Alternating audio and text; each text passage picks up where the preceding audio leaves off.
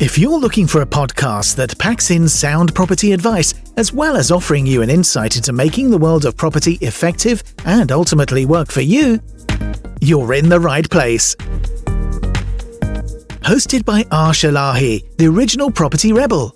He's written an Amazon bestseller, created the Property Investor app, the UK's first, and is an experienced property mentor. More importantly, he talks the talk and walks the walk.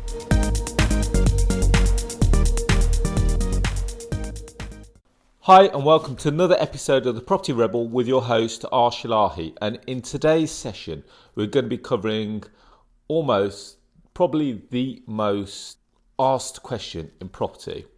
Should I chase properties that are going to produce cash flow, or should I find properties that are going to appreciate in capital value? So the argument is cash flow or capital value. So before we do that, I want to say a quick hello to all listeners, all subscribers, wherever you're listening around the world. I want to say thank you for checking in with me. So let's get moving on. So pretty much every day or every other day, I get a call from someone saying, Arsh, what should I do? Where should I invest? Should I invest down south and base my fact that I'm going to hopefully appreciate in capital value over a number of years, or should I go up north and chase cash flow? So let's just break this down step by step. When we talk about capital appreciation, we're talking about, in simple terms, the value of the asset or value of the property increasing over a period of time. So if you had a look at what's happened in property from 2000 to 2008, property prices skyrocketed, and if you were lucky enough to invest in places like Milton Keynes, Birmingham, some of the larger cities that have seen quite large increase in capital growth. So let's just name a few. We've got Birmingham, we've got Bristol, we've got Leeds, we've got Liverpool, we've got Manchester. Naturally, we've got the capital, London. So these have seen massive increases in capital appreciation. But not all of them would have seen a massive increase in cash flow. And here's my reasons why. So if you imagine that you've got a pair of scales in front of you, and we're talking about the kind of scales, the old school kind of scales where you've got two different sides. Now, the way that I look at it is that naturally, if you invest in London and you invest on the outskirts of London or towards the capital, property prices are going to be far greater than what they would up in the Midlands or in the North. And that is, unfortunately, that's the way it is in the UK. As a result of that, the outgoings are going to be far greater. And I'm just trying to think how I can spell this out in a format which everyone's going to understand. So just imagine that a 3-bed or 4-bed terrace property in London, even just on the outskirts of London, is going to cost you anywhere between 500,000 up to £1 million. Now, the borrowing on that, if you borrow approximately 75% of that, and then I'm going to get just my calculation here. So let's just say that you purchase the property and the purchase price is 700,000, 75% loan to value, you're going to be borrowing approximately 525,000, and based on an interest rate of around 4%, your mortgage payment every month is going to be approximately £1,750. So if we look at that now, and we also then look at the rental demand in that location and the kind of rents that you can command, the rents in that location aren't going to be in excess of between £2,000 to £3,000. So let's just work on the basis of £2,000. Once you've paid your mortgage, once you've paid your your insurance, you're pretty much left with that property breaking even. And I've come across so many investors who have done it and have said that I've just parked my money with a property in London. And as long as it's breaking even, they don't really mind. So when we think of it like that, and you think, well, where's the logic in that? The property's not actually making money. However, on the other side of it, you have to look on the flip side of it and think, well, over a 10-year period, okay, he's not making cash flow, but if that property which was purchased for £700,000 now increases to £1 million, as an increase by £300,000, will a property up in Liverpool increase by £300,000? in Bristol or any of the other locations increase by £300,000? Highly unlikely. So you've got to have a look at where you are in your journey. Now, for me, this is the difficult one because I understand the logic as why someone would invest down south, because you've got a much higher chance of getting capital appreciation. However, when you go up north, and let's say I've seen floods of property investors go towards places like Sunderland, Newcastle, Liverpool, on the outskirts of Manchester, because Manchester is still quite a hotspot for property. So when there's going and buying, let's say 3-bed terraced houses in Liverpool for circa up to 70 to 80 grand, and the rent that they're generating from a single 3-bed terraced house is circa between £500 to £600, how many properties can you buy for the same value as that one that you've purchased down south for £700,000? Let's just work on the basis of a 70 grand house. That means that in theory, you could buy 10 houses.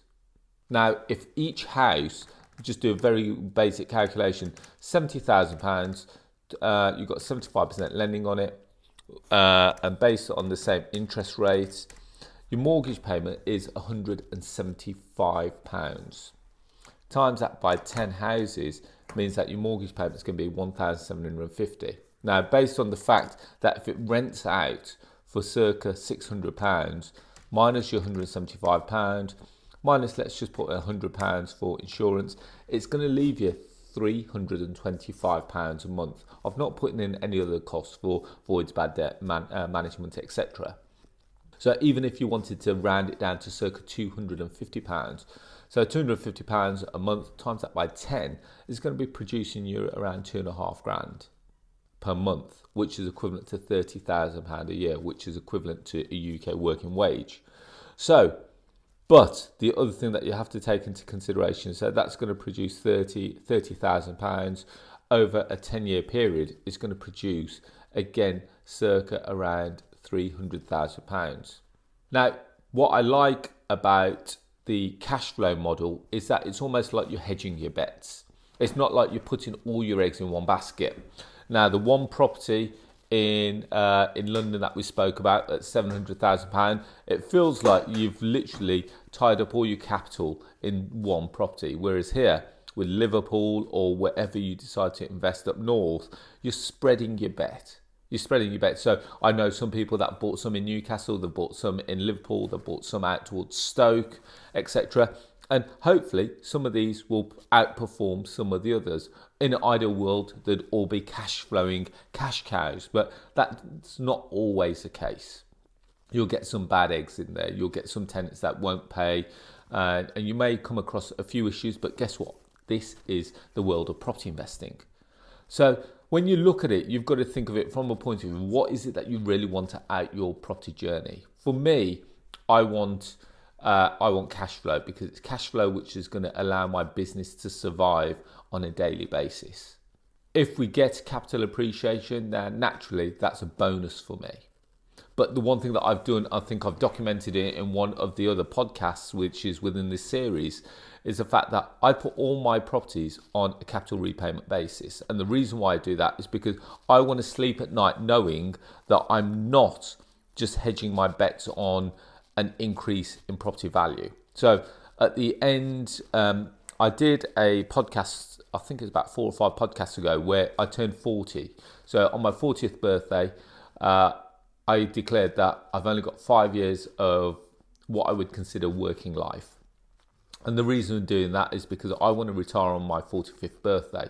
But back in 2008, I structured all my loans so that my property debt becomes zero on my 45th birthday. So when I wake up on my 45th birthday, regardless what's happening in the property market, all my debt will be zero. So if the properties have increased in value, naturally I'm in all what I would consider a double bubble.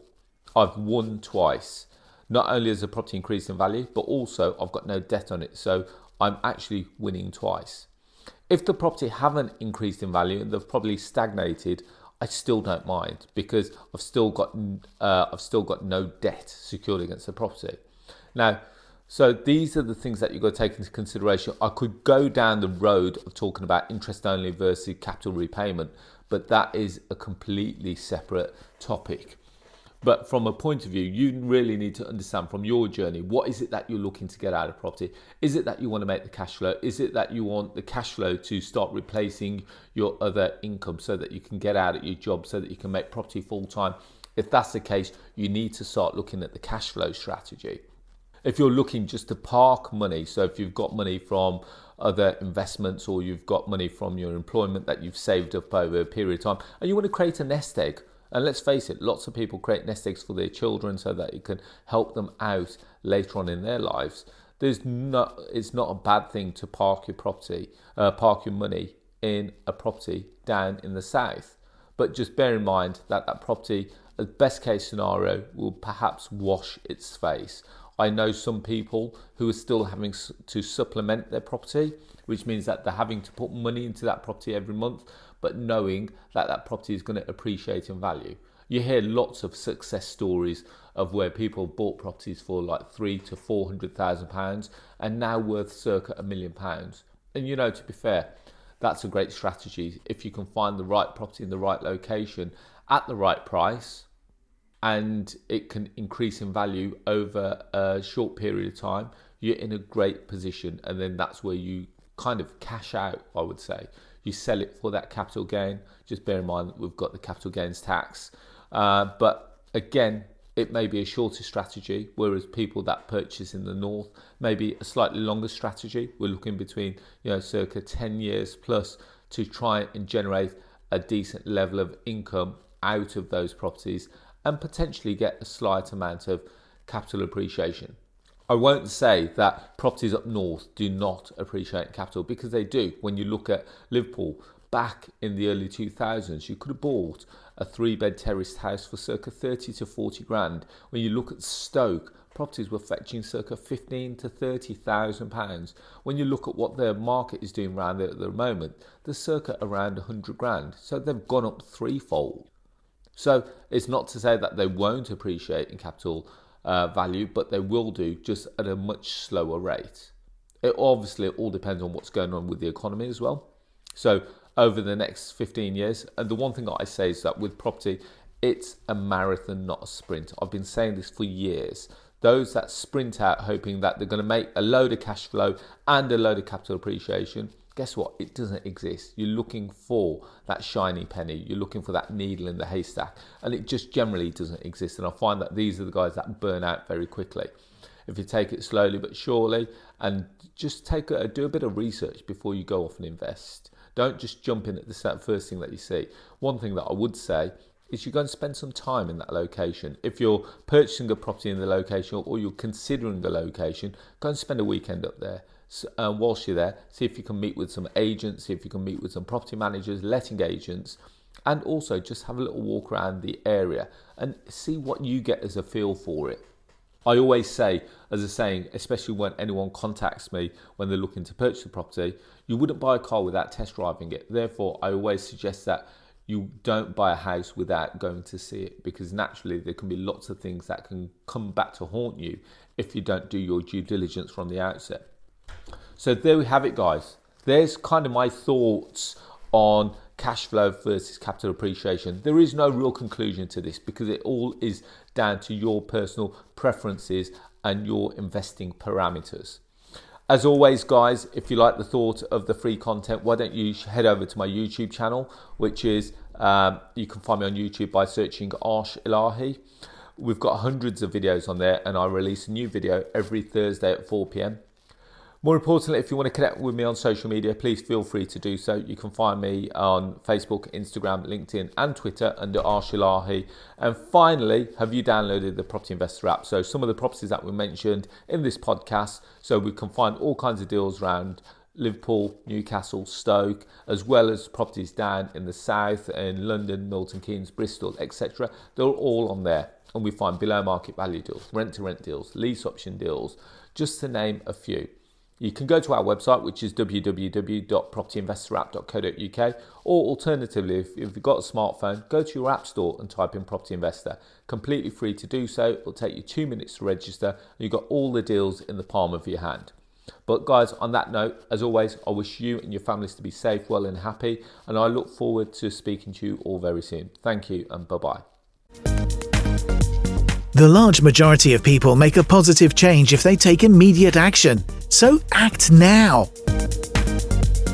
Download the Property Investor app and join Arsh on his social media channels to excel your property journey.